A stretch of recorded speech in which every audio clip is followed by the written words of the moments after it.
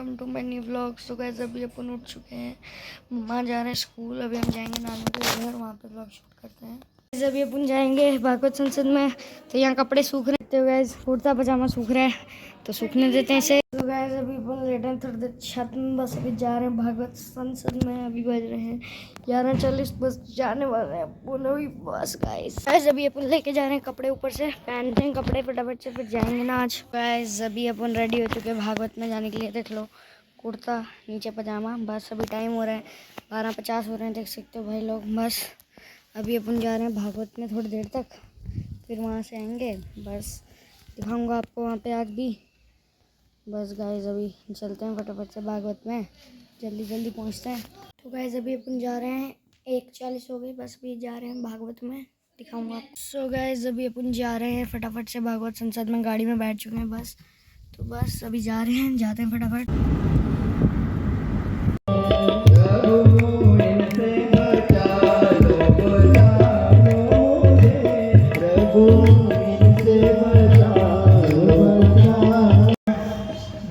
कर रहे थे, मैं उन सब का अभिवादन करता हूँ, धन्यवाद करता हूँ।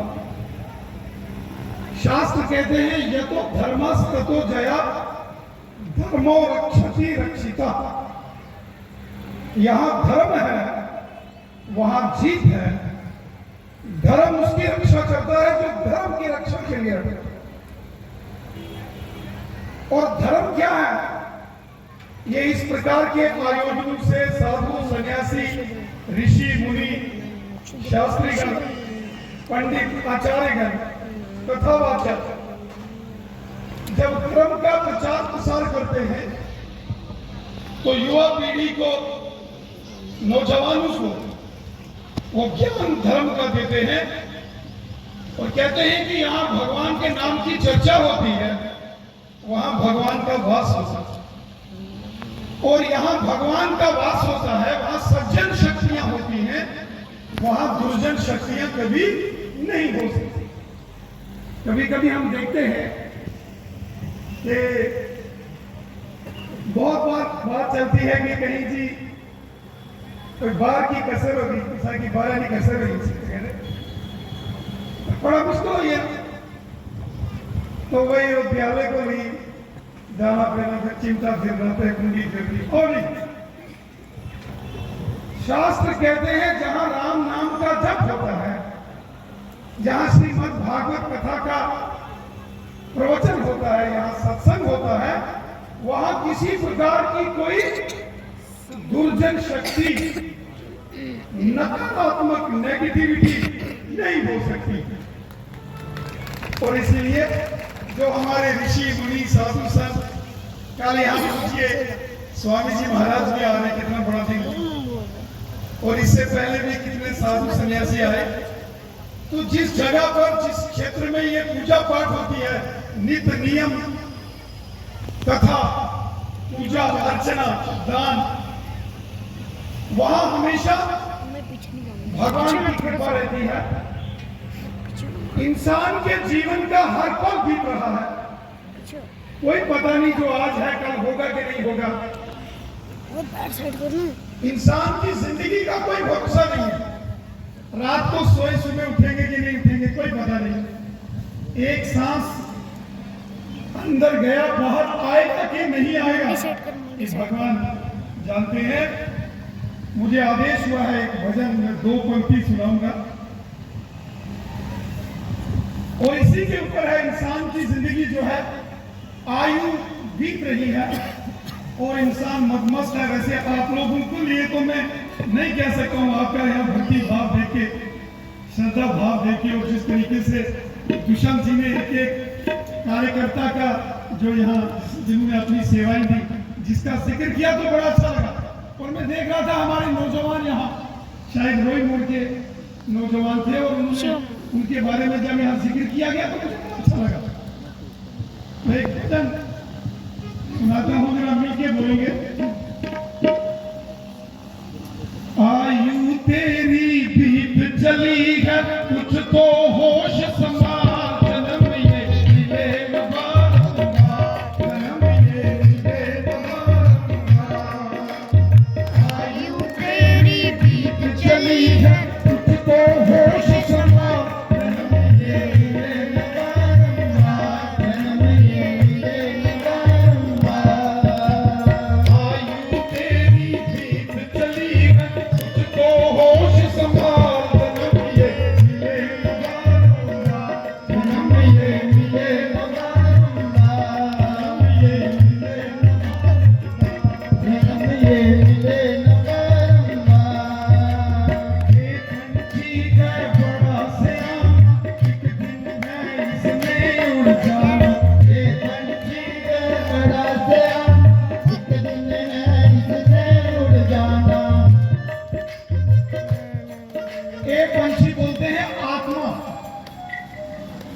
कि आत्मा एक दिन इस शरीर को छोड़ के निकल जाए, और जब आत्मा इस शरीर से निकल गया तो जिस परिवार में हम रहते हैं, जो हमारा सबसे प्रिय है, वो भी कहता है थोड़ी देर के बाद के तय भैया से जिला तैयारी करा, वो भी यही बोलता। तो ये आत्मा एक पंछी है और एक दिन इस शरीर को छोड़ के चला जाएगा। इस शरीर की वैल्यू नहीं है, वैल्यू जो इस शरीर के अंदर आत्मा है, जिस आत्मा में परमात्मा। समाज ईश्वर से धारणा करके उनका सम्मान करना चाहिए। देखिए, क्षमा, ब्राह्मण को शांत रहना चाहिए, अपने मन को वश में रखना चाहिए।